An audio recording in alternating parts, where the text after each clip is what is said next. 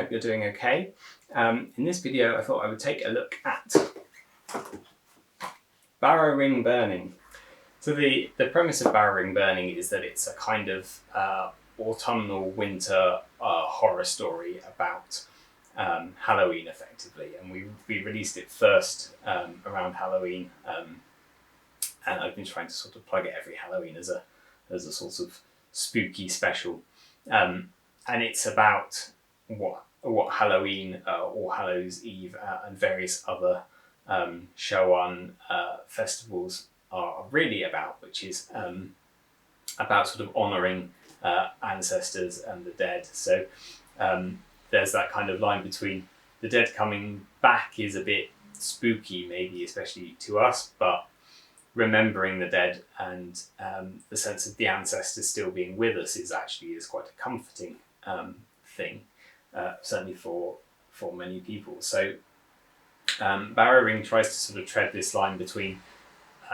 expectations, what you expect from certain festivals or cultures, customs, and reality of those things being subverted and altered for people's own interests. So it basically follows a group of characters who rock up in a village, essentially in the middle of nowhere, and the chieftain of the village has just died, and they're in a bit of uproar because the chieftain is supposed to be officiating over these autumnal rites that have to take place fairly imminently, and he's died of natural causes, and nothing too suspicious about his death, but he's left them leaderless in this situation, and he doesn't have an heir, so there's not really anyone to step up and take over his place. So people are very aware that customs are not being fulfilled in the way that they should be, and then you get a few powers stepping into that, and there's a sort of underlying plot where somebody is trying to use the rights for their own purposes. So that's going on in the background. A little bit of necromancy happening, a little bit of revenge, of course, and lots of creepy things in the darkness, which is what you want from a good winter's roleplay around the fire. You may have picked this up just before Christmas. I had another sort of wave of sales, and this week in the post I have received this. This is the revised edition, but don't worry if you bought this version, you haven't been diddled. This version is exactly the same in terms of content as this one, not quite exactly the same, almost exactly the same. I'm going to talk about the differences. But you won't have missed out on anything by picking up this edition.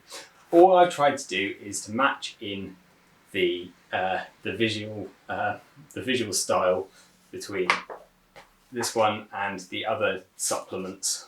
So this now has the same kind of grey border, 2-column layout as Mythic Cycles, which is obviously also designed to tie in with the Core Woods rulebook. So I've just been trying to tie them together so that they look cohesive as a whole, whereas this one very much designed to complement the first edition Secrets of Shandisholm rulebook, which was more this sort of grey stone colour. The font was different. This is Algerian font on the back here, whereas Alice is now standard font. You can see the images are the same. The logo has changed because we've updated the logo. There are a few things that are different in here. Let me pull these up. So the images are in a slightly different order. Trying to spot the first differences. So here's the first difference. So we have a page of Peck characters. So while they're described in here, they're not given full stats to enable you to create these characters. When Barrow ring burning was first created, it was created for a very much sort of sandboxy affair. There weren't these three very set ways of playing the game. So while this is a role play campaign, with tabletop adventures within it. There wasn't a hard and fast way of playing role playing. You had the set of stats and some sort of guidance, but it was a bit of up to you really how you wanted to apply those. Now there's a very set sort of GMing structure for playing the woods as a role play game, which of course you can throw out the window if you want to play it differently. And there's no reason why you can't take this and play Warhammer Fantasy role play, or play D&D, or play Call of Cthulhu if you want to. I mean, it's a weird horror setting. You could very definitely make this a Lovecraftian setting with a little bit of work. So it's totally up to you. You've got the stats and the story. This is essentially a storybook with some scenarios and things thrown into it. But the character stats here are just they're taking the PEC standard profile, which is in the rulebook. So you have got PEC profiles in the rulebook, and this is just giving you a way of making custom PEC characters in the same way as a lot of the other races have that customization. But it's not really too different from the way you could customize any creature type. It just gives them a set of skills and traits and personality. So that's not too different. There are some new illustrations in here. There are some illustrations from Matthew Street, only a couple of them, and that's just because he happened to send them through the post to me at the time that I was putting this together. So thank you, Matthew. Those are now in here.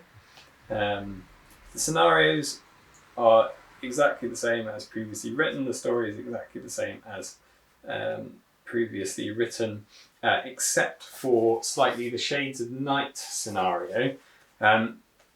So the shades that were in the original Barrow Ring Burning, let me find it.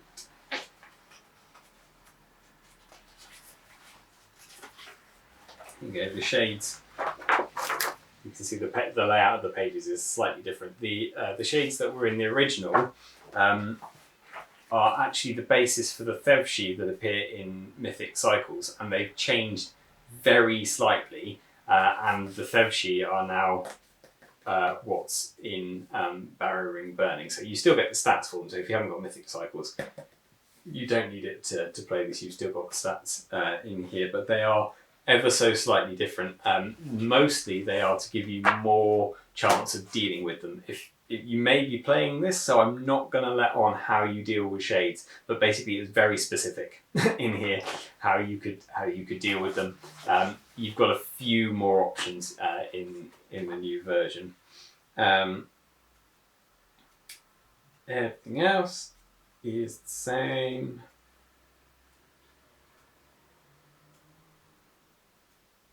Until you get to the fifth part, Under the Cold Earth. Now this is the kind of dungeon bashing tunnel adventure side of things, and because there are now tunnel rules in the core rulebook, those have been retrospectively applied to the map. So the map is exactly the same. The content of all the rooms is exactly the same. All we've done is we have solidified a few facts. So like that in the rulebook there are very specific door ratings. So it's either a locked door or just a standard door, or a locked door or a secret door. It's a timber door or a reinforced door or a stone door, and we've just applied those throughout the text of the passage so that you're in no doubt as to what it is. You don't have to use the tunnel rules, but if you want to use the tunnel rules, you can use those. We've provided text that stipulates where the light sources are in each of the rooms. So if you want to set the rooms out on a squared grid, you'll know where the light sources are, because that has an impact on what people can see and what they can shoot at. So that's important. But as I say, the layout hasn't changed. The contents hasn't changed. The kind of climax to that bit hasn't changed, and the climactic scenario at the end hasn't changed either. Again, there's another addition from, oh, you can't see there, another little addition from Matthew Street. So yes, very little in the way of changes. But if you've got the original version and you want to write to me for an amendments, I can send you a list of things that have changed. You've still got in this version. You've still got the circumstance cards in the back. The circumstance cards are things that GMs can give to their players that give them a little bit more background information about why they might be in Marbleland, which is the village where this is set. And those cards should be kept secret because some of them conflict with each other. They'll give the characters things to do within the plot that will help or hinder them. The other thing that has changed with regards to the rules in the core rulebook is that there's now this very clear difficult and easy tests ratings. There's various degrees of difficulty for tasks. Those are now in here. So where previously in this version it said people with a perception of X might struggle to do this, people with an agility of X might struggle to do this. That's not in the new version. Instead, the new version says this is a difficult agility task, or this is a tough perception task, and that's how you rate it. But the rating should be equivalent, so you can read out of either book. It just takes a little bit more calculation if you're using the charts to work out what difficulty it is from here. It's easier if you look straight at the difficulty rating, compare that with the rule book, and that'll tell you what you need. I'm also creating a GM screen that will go with the woods. That's being done through drive-through RPG, and the sample have gone out to a very helpful gentleman in the States, because unfortunately they don't sell the screens that you plug the inserts into. They don't have a UK stockist yet. Everything's going through the States, so it's very expensive to get the screens here, even though you can get the inserts printed for them here. So I've got the screen sent to the helpful guy in the States who's helping me out with that and sending me photos and showing me what needs adjusting. But hopefully that will be up on the site again very soon. So the new version of Barrow and Burning will be going up on the site very soon. But as I say, if you've got the previous version, then unless you want to have comprehensive one of everything and you want to match in with your copies of other Woods books, you're not at any disadvantage with this.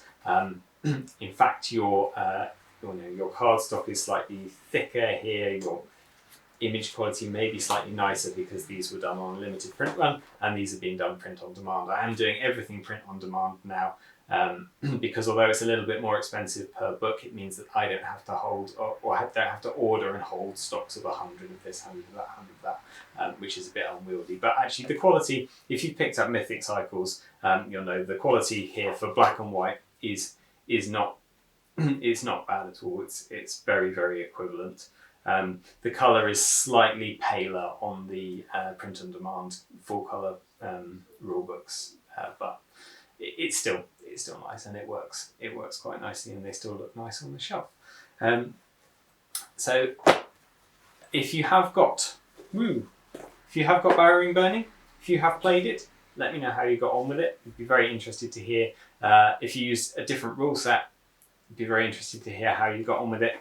And if you want the updated, the few things that have been changed, let me know, and I can send you an email with that. Okay, have a nice week, and I shall see you next Wednesday.